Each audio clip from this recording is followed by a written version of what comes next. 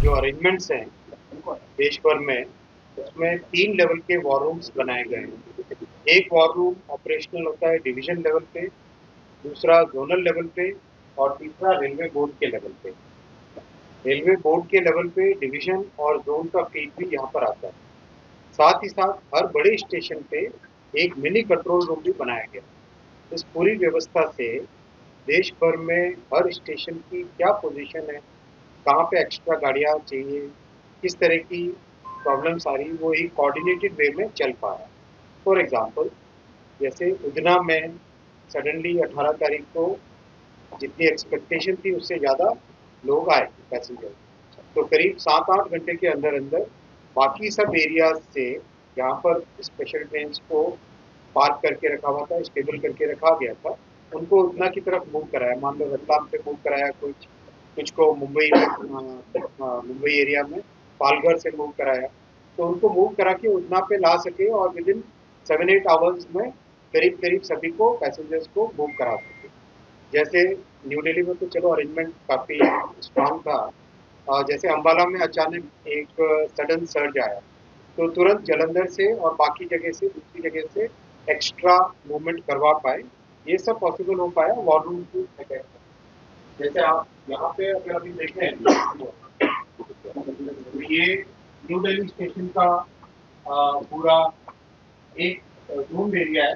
सब जगह इस तरह का मूवमेंट रखा गया है जिससे कि एक सडन रश के साथ प्लेटफॉर्म पे नहीं पहुंचे, सडन रश में नहीं जाए प्लेटफॉर्म पे, एक होल्डिंग एरिया में आए, वेट करे, वहाँ टिकट खरीदा, टिकट खरीदने के बाद में इस तरह से एग्जैक्ट करके जो अरेंजमेंट है, इस अरेंजमेंट से अंदर प्लेटफॉर्म पे जा, और इन्फॉर्मेशन इस तरह से दी गई है। कई पैसेंजर्स को मैंने पूछा था जो रेगुलर ट्रेन में आए, उनका इस होल्डिंग एरिया के कारण, इस मैकेनिज्म के कारण आधे घंटे के अंदर अंदर, मतलब आप स्टेशन में पहुंचे उससे हाफ एन आवर के अंदर अंदर आप प्लेटफॉर्म पे पहुंच के गाड़ी के अंदर आ सकते हो। ऐसी व्यवस्था भी हो पाई because of this entire war room. पूरी गाड़ी पूरी कंप्लीट। अब देखिए तो डिफरेंट व्यूज है अलग अलग जगह के, अलग अलग जगह के व्यूज है इसमें पूरे में। तो जैसे मान लो अभी पैसेंजर्स यहाँ पे अंदर आ रहे हैं या अंदर इन्वर्ट पैसेंजर, फिर उनके टिकटिंग काउंटर्स है ये वाले, यहाँ पे खूब सारे काउंटर्स हैं, कई सारी वेटिंग है जहाँ पे टिकट पेंडिंग होती है। जब ये ले लेंगे टिकट उसके बाद में वो अंदर जब जाते हैं तो ये अंदर जाने वाला एरिया है, ये वाला एरिया तो अंदर जाने वाला, ये आप देखते हैं ना ऊपर के तीनों पैनल, ये तीनों पैनल के अंदर जाने वाला, तो बहुत ही सिस्टमेटिक तरीके से इसके जा सकते हैं। जिससे कोई सेक्शन निकाल उतना निकाल जो हमारे बहुत ये आनंद विहार, ये आनंद विहार एयर मीटिंग में भी अभी मूवमेंट हो रहा है, यहाँ पे एयर दिखाई दे रहा है। वेटिंग एरिया में कितनी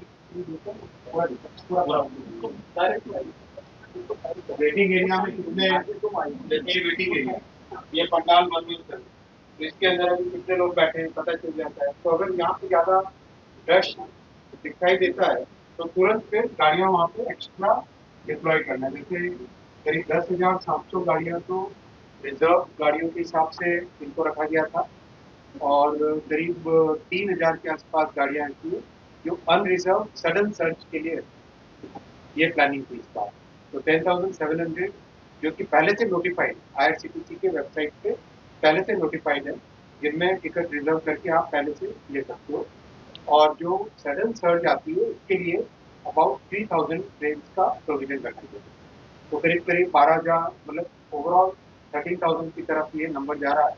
मे be it will increase more as we go forward. तो this is the way we are planning overall उतना भी बहुत ही आज तो करीब करीब खाली है ये मुन्ना का वेटिंग एरिया। तो वेटिंग एरिया को भी पहले दिन जब देखा कि कैपेसिटी उसकी मतलब इनसफिशिएंट पड़ रही है, तो तुरंत 19 को ही 18 को जब देखा बहुत ज़्यादा रश आया है, बहुत ज़्यादा लोग आए हैं वहाँ पे, तो 19 को हमने उसका वेटिंग एरिया को भी एक्सपैंड कर दिया और एक्स्ट्रा एरिया उसको एक्सपैंड कर दिया, जिससे कि कोई भी पैसेंजर्स आए तो उनको बैठने के लिए सफिशिएंट जगह मिल जाए। तो उतना तो प्रैक्टिकली खाली बहुत ही वाला पुणे है, ये पुणे का एरिया थोड़ी एरिया करीब मतलब प्रैक्टिकली आपको चलो 8 बजे हम लोग एक्सपेक्ट कर रहे थे 23rd को सेकंड पीक आए। आज का पहला पीक 17, 18, 19, 28 ये 4 दिन थे और उसमें 18 और 19 मैक्सिमम पीक था और ये सेकंड पीक आने का था एक्सपेक्टेशन 22nd, 23rd और 24th। तो आज जरा कल का 22nd का वीक मैप दिखाओ। अब हर स्टेशन का every hour we maintain a position of the station और 0 आवर से 24 आवर्स तक कंप्लीट एवरी आवर भी मेंटेन।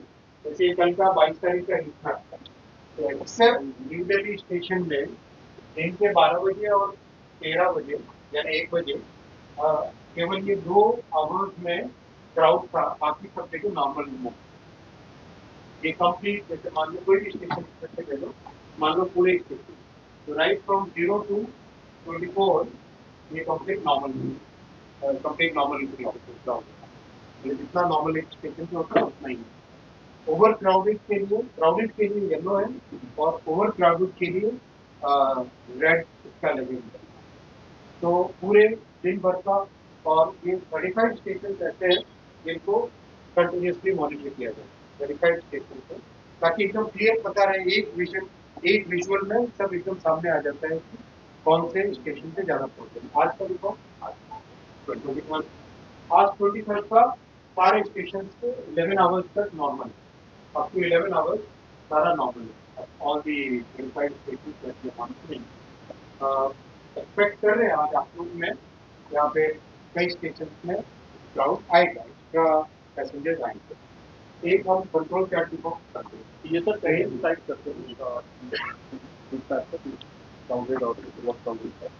ये जो डिसीजन कैसे लेते हैं, वहाँ का एक्चुअल सिचुएशन देख के ये यहाँ पे हम डिसाइड नहीं करते, वहाँ पे जो फील्ड से जो आ रहा है रिपोर्ट और हमारे यहाँ वेरिफिकेशन हो जाता है। जब इसका फील्ड का हम एक्चुअल विजुअल देख लेते हैं, जैसा भी आपने देखी कई स्टेशन पे, तो विजुअल देखने के बाद में हम क्रॉस चेक करके फिर उसमें यात्रियों की संख्या के आधार पर होता है कि इतनी संख्या होगी तो क्राउड है। हाँ देखो, हर जगह क्या एक्सपेक्टेड, लास्ट ईयर का डेटा लिया, उससे पिछले साल का डेटा लिया और उन दोनों को लेके मॉडल में रखा कि हमें कितनी गाड़ी यहाँ पे किस डेस्टिनेशन के लिए चाहिए। और इस बार डेस्टिनेशन बहुत बढ़ा दिए, जैसे पिछले साल डेस्टिनेशन बिहार के 7 बड़े शहर थे। तो जैसे मान लो पटना तो होता ही होता है, मुजफ्फरपुर था, दरभंगा था, पूर्णिया था, सहरसा था, भागलपुर था, इस तरह से 7 बड़े शहर थे। इस बार करीब 18 बड़े शहरों को रखा, 18 लोकेशंस को बिहार के 18 लोकेशंस को डेस्टिनेशन रखा गया। एक कल किसी का ट्वीट भी था बहुत अच्छा कि मतलब पटना से आगे जाने में उनको कितनी तकलीफ होती थी, इस बार गाड़ी पूरी पटना से भी आगे उस डेस्टिनेशन तक पहुंची। तो इस तरह की व्यवस्था की गई है। जैसे ये कंट्रोल चार्ट लगाकर मॉनिटरिंग करते हैं, ये कंट्रोल चार्ट बहुत ही टेक्निकल चीज है।